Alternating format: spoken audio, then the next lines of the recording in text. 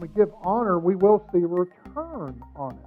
We see this in giving. We see this in Proverbs 3. Honor the Lord with your wealth. A lot of us might be thinking, well, I don't have wealth. Well, you have money. The Lord gave you that money. It ain't your money. You might think you earned it. God gave you breath in your lungs to get out the door that day. But he says, honor the Lord with your wealth, with the first fruits of all your crops. Then your barns will be filled to overflowing, and your vats will brim over with new wine. So what we see here is another promise. Just like when you honor your parents, you'll do well in the land that you're inheriting. When you honor God with your giving, with the first fruits, that means 10%. I can go into a sermon about it. That means your barns will be filled to overflowing. You'll be blessed. This is how we should look at it. Verse 9 and then verse 10. The problem is most of us live this way. They look at verse 10 first.